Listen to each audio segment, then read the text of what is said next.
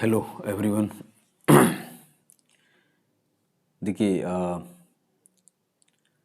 हम लोग यहाँ पे बात करने वाले हैं एक आपका जो टॉपिक है जो बहुत ज़्यादा कभी कभी कंफ्यूज करता है, तो उसके बारे में समझेंगे। देखिए ये डिफरेंस आता है किसमें सर, डायबिटीज़ मेलाइटस, ठीक है, और डायबिटीज़ इंसिपिडस, ठीक है। तो बेसिकली हम इन्हीं दोनों में थोड़ा सा डिफरेंस समझेंगे, वो फिर आगे आपका type 1 type 2 genetical non genetical उसकी बात नहीं करने वाले, बट मेनली डायबिटीज़ मेलाइटिस और इंसिपिडस में क्या डिफरेंस है। देखिए मैं आपके सामने एक डिफरेंस बताता हूँ जो लोगों को आपको सिम्टम देखने को मिलेंगे। ये रहा आपके सामने क्या है सर, डायबिटीज़ मेलाइटिस जो है, अगर मैं उसमें बोलूं और इंसिपिडस में, तो दोनों में डिफरेंस क्या है सर। डिफरेंस बहुत क्लियर हमारे सामने देखने को मिलेगा। वो क्या कि सर, जो डायबिटीज़ मेलाइटिस है उसको शुगर डायबिटीज़ बोलते हैं, ठीक है। Sugar diabetes means, mellitus means होता है लाइक स्वीट, मीठा, ऐसा ये होता है। इसको वाटर डायबिटीज़, क्योंकि यहाँ पर स्वीट मीठा ग्लूकोज पास नहीं होता यूरिन में, यहाँ ग्लूकोज पास होता। देखो स्वीट यूरिन, ब्लैंड पेल इंसिपिड यूरिन, मतलब जिसमें ग्लूकोज पास नहीं होगा।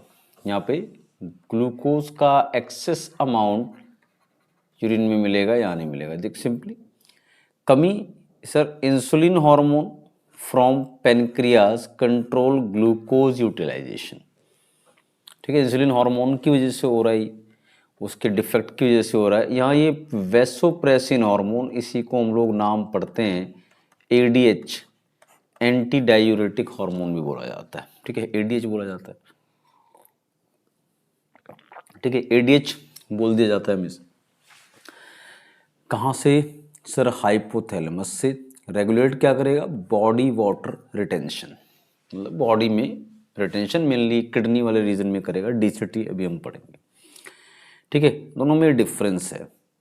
सिमिलरिटी क्या है सर, जो भी पर्सन डायबिटिक होंगे उनमें चाहे मेलाइटस हो या इंसिपिडस हो, दोनों में क्या होता है, प्यास बहुत लगती है ज़्यादा इंसिपिडस में। Dependent on hormone for control, hormone चाहिए होता है बाहर से, इंसुलिन के इंजेक्शन लगना, एडीएच के लगना। और एक symptom P a lot, urine बहुत ज़्यादा आता है। अभी मत समझिए, कई बार आपका मेटाबॉलिक कंडीशन अलग होती है, उसके भी यूरिन ज़्यादा आता है। आप ज़्यादा वाटर इनटेक कर रहे हैं उससे भी ज़्यादा आता है, लिक्विड ज़्यादा ले रहे हैं उससे भी ज़्यादा आता है। पर नॉर्मली अगर आप सब कुछ नॉर्मल ले रहे हैं उसके बाद भी यूरिन ज़्यादा आ रहा है, तो वो कहीं ना कहीं सिम्टम्स होंगे डायबिटीज़ के। Either it will be insipidus और मेलाइटस, वो डिपेंड करेगा आपके यूरिन में ग्लूकोज पास हो रहा है कि नहीं हो रहा है, ठीक है भाई। ये क्लियर है difference, similarity, okay. Then sir, तो पहली बात मुझे बताइए कि sir what is the reason you can say behind diabetes mellitus. तो भाई अगर मैं डायबिटीज़ मेलाइटस की बात कर रहा हूँ, तो सर डायबिटीज़ मेलाइटस का क्या रीज़न है, तो उसके लिए अपने पास है सर, ये हो गया पूरा, जो मैं पूरी ये ग्लैंड दिखा रहा हूँ, ये आपके सामने ग्लैंड का नाम क्या है सर, पेनक्रियाज।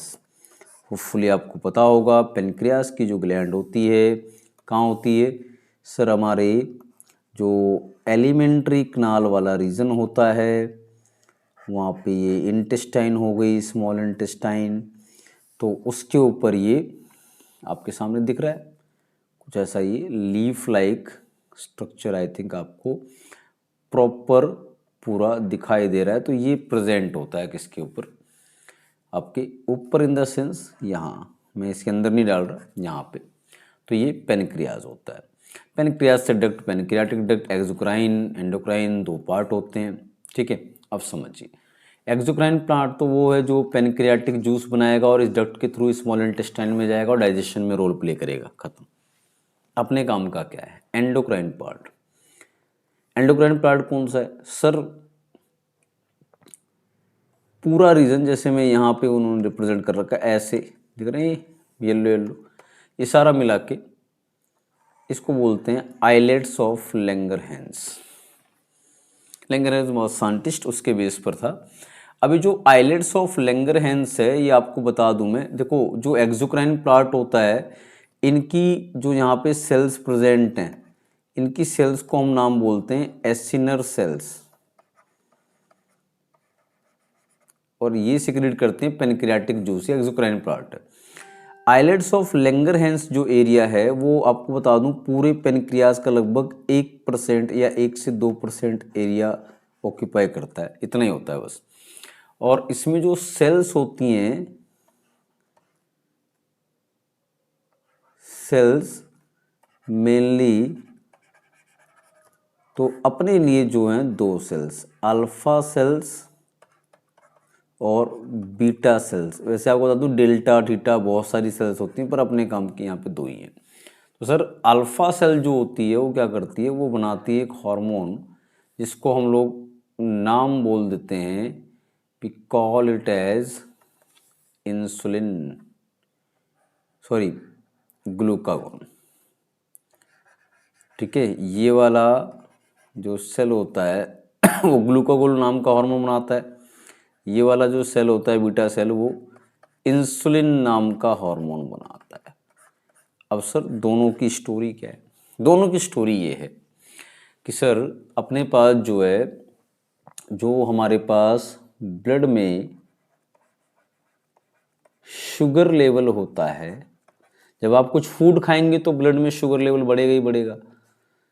तो ग्लूकोज, उस ग्लूकोज को कन्वर्ट करके ग्लाइकोजन, देखो आप जितना भी फूड खाते हैं ग्लूकोज में, मान लो आपका शुगर आया ब्लड में, तो उसका कुछ अमाउंट तो आपकी सेल्स में चला जाएगा ब्लड के थ्रू, जिससे आप यूज़ करेंगे एनर्जी के लिए, एटीपी वगैरह के लिए, ग्लाइकोलिसिस वगैरह आपने पढ़ा होगा। पर जो एक्स्ट्रा ग्लूकोज बच गया, जो आपके अभी बॉडी को ज़रूरत नहीं है, वो ग्लूकोज क्या होगा सर? स्टोर कर लिया जाएगा किस फॉर्म में? ग्लाइकोजन की फॉर्म में, फ्यूचर एनर्जी के लिए। मेनली कहाँ स्टोर होता है? मेनली लीवर में सबसे ज़्यादा, और एक आपका यू कैन से एडिपोज टिश्यू में, दो जगह, मेनली लीवर में।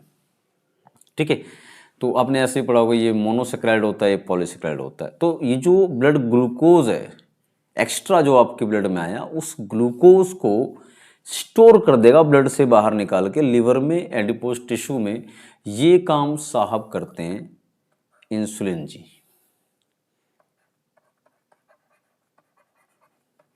ठीक है, और अगर आपकी बॉडी में एनर्जी की कमी हो जाए,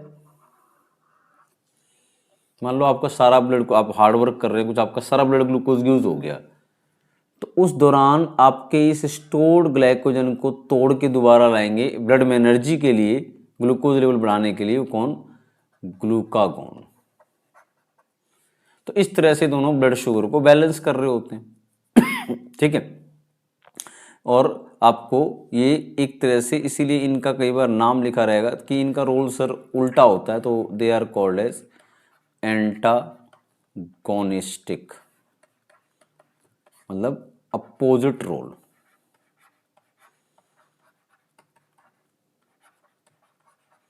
ठीक है भाई, रोल अपोजिट हो गया।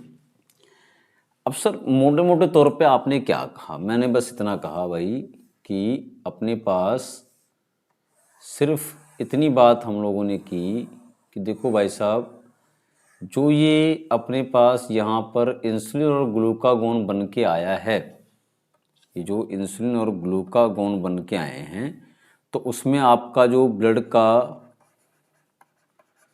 ग्लूकोज होगा, वो ग्लूकोज आपका ग्लाइकोजन में कन्वर्ट होगा, स्टोर्ड फूड। और जब भी ब्लड में ग्लूकोज का लेवल घटेगा आपके हार्ड वर्क से और आपको फूड नहीं मिल रहा, तो ये एक्स्ट्रा ग्लाइकोजन किस में आएगा? ग्लूकोज में, एनर्जी के लिए। सर ये वाला काम करता है इंसुलिन और ये वाला काम करता है ग्लूकागॉन। इस तरह से दोनों एक दूसरे को अपोजिट रोल होता है और काउंटर बैलेंस करते हैं ब्लड शुगर का लेवल, एनर्जी का लेवल। अब जो ये दोनों हैं ये प्रोटीन हार्मोन है, तो इनके लिए जीन होगा। मान लो इंसुलिन का जीन वगैरह डिफेक्ट हो गया तो इंसुलिन बनना बंद हो गई, तो अब ये क्या जितना भी आपके ब्लड में ग्लूकोज आएगा क्या कभी स्टोर्ड फूड में जाएगा? सर नहीं जाएगा, क्योंकि ब्लड ग्लूकोज को स्टोर्ड फूड में कन्वर्ट करेगा इंसुलिन। तो आप समझो, जैसे मान लो मैं एक एवरेज ऐसे मान लेता हूँ कि भाई आपने फूड खाया तो आपके ब्लड में 100 ग्लूकोज का लेवल हो गया, और आपके लेकिन पूरी बॉडी के लिए जो एनर्जी चाहिए उसमें सिर्फ 30 चाहिए, तो 70 कहाँ गया था? स्टोर हो गया था ग्लाइकोजन। हर बार जब भी आप खा रहे हैं तो इतना स्टोर हो रहा है। बट आप समझो, जब आप में ये ग्लूकोज आपने खाया है, ग्लूकोज लेवल बढ़ा, पर इंसुलिन काम ही नहीं करा, तो स्टोर तो नहीं होगा, तो आपकी बॉडी के लिए जो 30 एनर्जी है वो तो चला गया, बाकी जो यहाँ 70 बचा वो आपके ब्लड में रह गया। तो ब्लड से कहाँ जाएगा? फिल्टर होके यूरिन की फॉर्म में बाहर, यूरिन से बाहर निकल गया। मतलब इन पर्सन्स को आपने सुना होगा, बोला जाता है कि भाई तुमको हर 2 घंटे पे कुछ खाना है। क्यों? क्योंकि इनके अंदर स्टोर्ड फूड नहीं होता। सर स्टोर्ड फूड है ही नहीं, जब स्टोर्ड फूड है ही नहीं तो भैया तेरे पास जो है ब्लड में एनर्जी की कमी रहेगी। बाकी जो तेरे पास ग्लूकोज था वो तो यूरिन की फॉर्म में बाहर निकल जाएगा 2 घंटे में। तो तुझे रेगुलर खाना पड़ेगा इसलिए, क्योंकि तेरे में स्टोर्ड फूड नहीं है। अब यही कहानी आती है कि सर इस मेलाइटिस में, अभी जो हमने पढ़ा, मेलाइटिस जो है स्वीट डायबिटीज बोला जाता है, स्वीट यूरिन डिजीज। क्यों?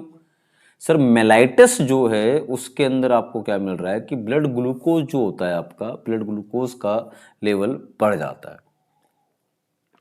उससे ज़्यादा अमाउंट में यूरिन में क्या पास होता है? Sugar, glucose. और इसी कंडीशन को हम फिर क्या बोल देते हैं? Diabetes mellitus. किसकी वजह से होगा सर? इंसुलिन के एब्सेंस की वजह से।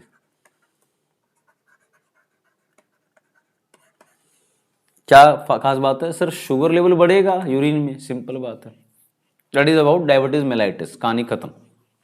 ठीक है, अब सर डायबिटीज मेलाइटिस की बात हुई, अब जरा बात करते हैं डायबिटीज इंसिपिडस की। उसमें क्या कंडीशन है?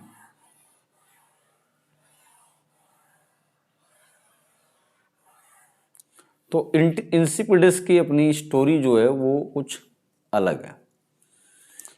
इंसिपिडस की स्टोरी में अपने पास आते हैं सर कौन?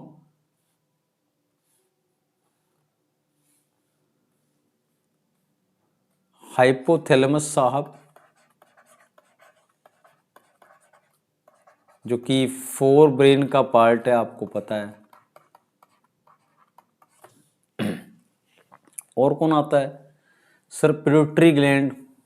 और पिट्यूटरी में आपको पता होगा ये मेनली 2 लोब, एंटीरियर और पोस्टीरियर लोब। तो एंटीरियर लोब के तो वो FSH आर LH GN, sorry FSH LH आपका, उसके बाद जो है इसके अंदर जो है आपके पास मिल जाएगा फिर प्रोलैक्टिन हार्मोन, फिर उसके बाद आपके पास ग्रोथ हार्मोन, ACTH और TSH, ये 6 हार्मोन।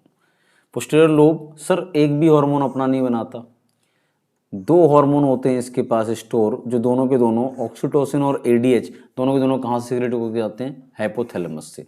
हाइपोथैलेमस यहाँ से हार्मोन बनाता है और इन्हीं को भेज देता है यहाँ स्टोरेज के लिए, और यहीं से निकल के बाहर आते हैं फिर। ऑक्सीटोसिन, देखो ऑक्सीटोसिन को डिलीवरी हार्मोन बोलते हैं, तो यूट्रस का कॉन्ट्रैक्शन करवाएगा जब डिलीवरी के टाइम पर, और मेमरी ग्लैंड से मिल्क को रिलीज करवाने के लिए निपल पोर्स को ओपन करवाएगा, वो भी काम करता है। और ऑक्सीटोसिन मेनली इसको पिटोसिन नाम से भी बुला लेते हैं, ये ADH को वैसोप्रेसिन नाम से बुला लेते हैं। अब ADH क्या होता है? एंटी डायूरेटिक हार्मोन किडनीज में। सर पहली बात तो डायूरेटिक मतलब समझाओ। डायूरेटिक सर बहुत सिंपल वर्ड में लिख देता हूँ, डाइल्यूटेड या डाइल्यूट यूरिन। अब सर यूरिन डाइल्यूट का मतलब क्या है? डाइल्यूटेड यूरिन का मतलब है मोर वाटर इन यूरिन। ठीक है, अब ये होता कैसे है? अब डायबिटीज इंसिपिडिस पे चलते हैं। ठीक है, इंसिपिडिस की क्या कहानी है? तो डायबिटीज इंसिपिडिस की स्टोरी यहाँ है कि भाई एक्चुअली होता क्या है, पूरा पूरा केस इसको थोड़ा समझे। देखिए, पूरी कहानी ये होती है कि भाई अपने पास जो है ये जो बिल्कुल मैं दिखा दूं, ये जो किडनीज का स्ट्रक्चर है,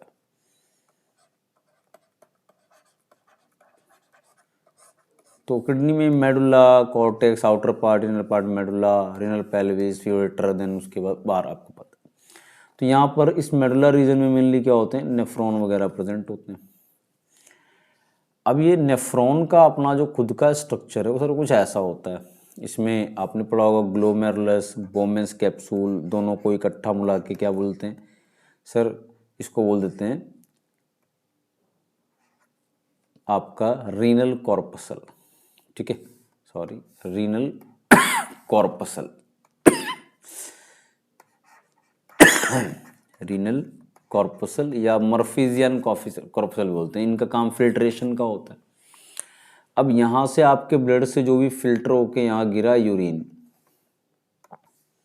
इस एरिया में जो भी यूरिन गिरेगा, अब वो पीसीटी, यहाँ कुछ रीएब्जॉर्प्शन वगैरह होगा एक्स्ट्रा अमाउंट, फिर यहाँ से आगे आए तो ये हेनलीज लूप वगैरह में भी रीएब्जॉर्प्शन होगा। ठीक है, फिर यहाँ से आगे गए तो आपको पता है फिर इसमें भी रीएब्जॉर्प्शन वगैरह होगा। ये आपने पढ़ा होगा डिसेंडिंग और असेंडिंग लिम, ये डिसेंडिंग लिम हेनलीज लूप और ये असेंडिंग। सर उसके बाद पहुँचता है यहाँ यूरिन डीसीटी के पास। अब समझिए कहानी क्या है यहाँ पे। होता क्या है कि मान लो यहाँ जो यूरिन पहुंचा डीसीटी के पास, वो सपोज डाइल्यूटेड यूरिन है। मैं क्या कह रहा हूँ, डाइल्यूटेड मतलब इस यूरिन में क्या अमाउंट जा रहा है सर? जितना जाना नहीं चाहिए उससे ज़्यादा क्या जा रहा है, अमाउंट ऑफ वाटर। इस यूरिन में वाटर का अमाउंट ज़्यादा जा रहा है। तो नियम के अनुसार क्या होना चाहिए सर? नियम के अनुसार ये होना चाहिए कि सर इस यूरिन में जो वाटर जा रहा है वो यहाँ इसकी वॉल्स में एब्जॉर्ब हो जाना चाहिए, ताकि यहाँ से जो यूरिन जाए पास होके बॉडी से बाहर, सर वो प्रॉपर कैसा जाए, जिसमें वाटर का अमाउंट कम हो और वो कंसनट्रेटेड प्रॉपर यूरिन हो, जिसमें बहुत कम मिनरल्स जा रहे हैं, बहुत कम वाटर पास आउट होगा। अब सारी स्टोरी यही घूमती है, जो ये डीसीटी वाला स्ट्रक्चर है जिसको हम बोलते हैं डिस्टल कन्वोल्यूटेड ट्यूब्यूल। सर इस वाले स्ट्रक्चर में ये जो आपका यूरिन है जो आया है वो ज़्यादा डाइल्यूटेड आ गया है, तो उस डाइल्यूटेड यूरिन को में से ज़्यादा वाटर को रीअब्जॉर्ब करवाने के लिए क्या होता है, जैसे यहाँ पे डाइल्यूटेड यूरिन आएगा नॉर्मल से ज़्यादा डाइल्यूटेड, तो यहाँ से सिग्नल जाएगा साहब के पास। कौन से साहब के पास? हाइपोथैलेमस साहब के पास। और हाइपोथैलेमस साहब के पास ऑर्डर, जब सिग्नल गया तो हाइपोथैलेमस साहब जो हैं ऑर्डर देंगे किसको sir? Posterior lobe of pituitary gland को, कि भैया जरा रिलीज करिए एडीएच, जिसको वैसोप्रेसिन भी बोला जा रहा था। और जैसे ही एडीएच रिलीज होके यहाँ आएगा तो ये क्या करवा देगा सर? कुछ नहीं, ज़्यादा अमाउंट में वाटर का रीएब्जॉर्प्शन स्टार्ट करवा देगा। तो अपने आप यूरिन का डाइल्यूशन क्या होगा, ख़त्म होगा, और वो क्या होगा, कंसंट्रेटेड। ठीक है, ये नॉर्मल कंडीशन है।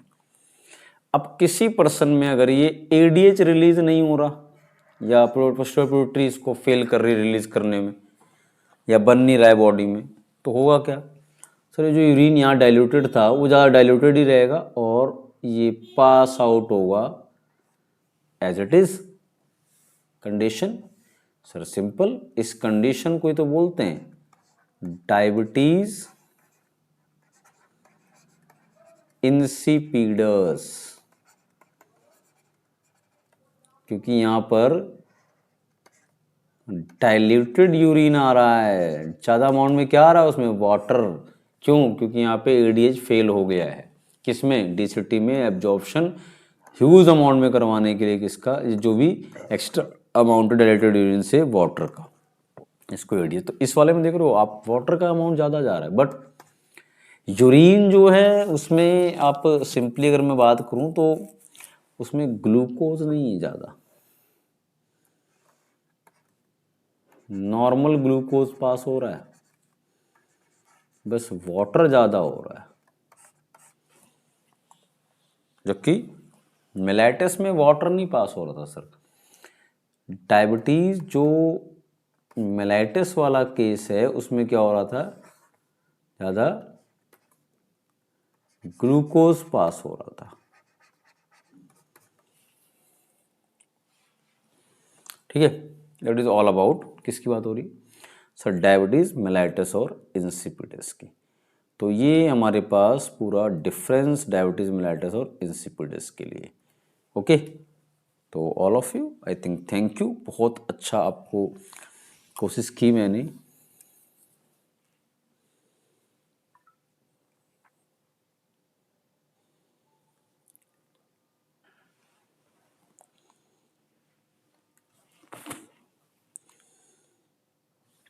ठीक है, ये आपके पास, तो आप इसको थोड़ा सा देखिएगा, और आपको लगता है कि मुझे लाइक शेयर करने की ज़रूरत है, इम्पोर्टेंट है, तो आप कर दीजिए।